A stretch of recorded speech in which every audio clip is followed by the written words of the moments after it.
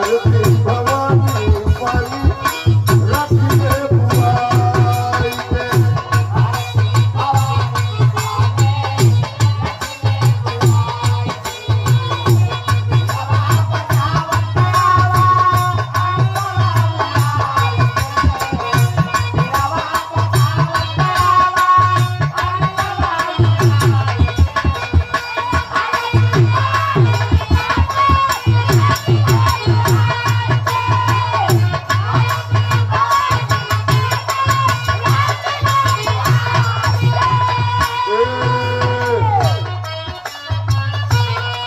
बड़ी दयावान है तू, तेरे मर्जी के बिना एक पत्ता हिलने वाला नहीं तो कब से पुकारे होत बात दरिया।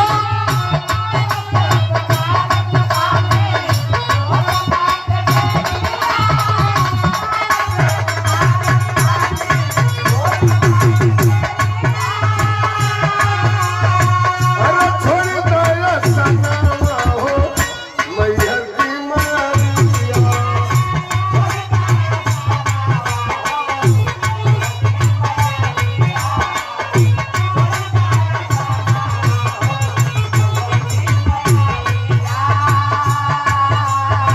अरे बिटिया गवा दया, बिटिया गवा दया, सर में सजाई के।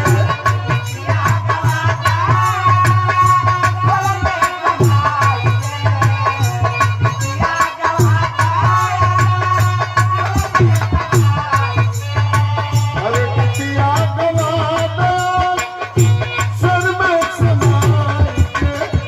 भारती भवानी पानी रखिए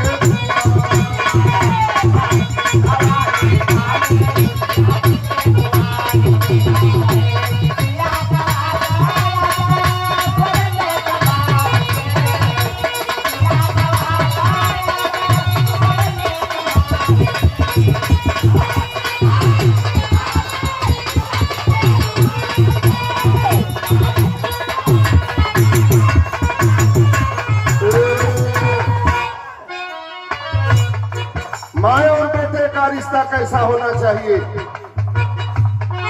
कहा जाता है बेटा को बेटा हो सकता है लेकिन कभी माता को माता नहीं हो सकती। अरे वाह वाह वाह वाह, क्या बात है?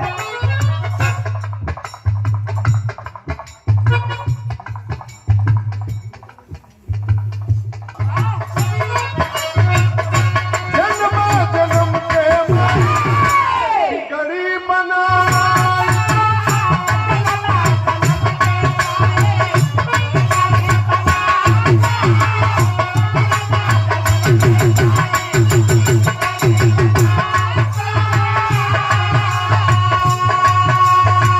अरे बचवा के अपना तू अचरा उड़ाई।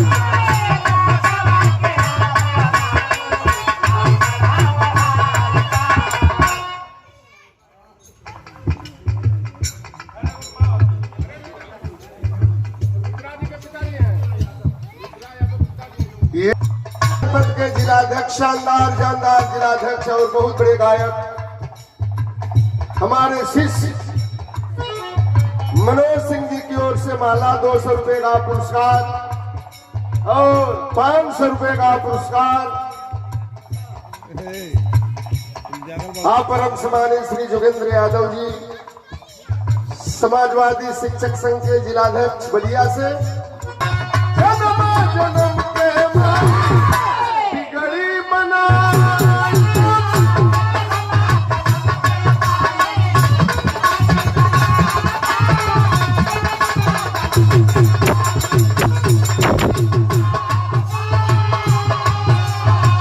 रे बचवा के अपना तू अचरा उड़ाई।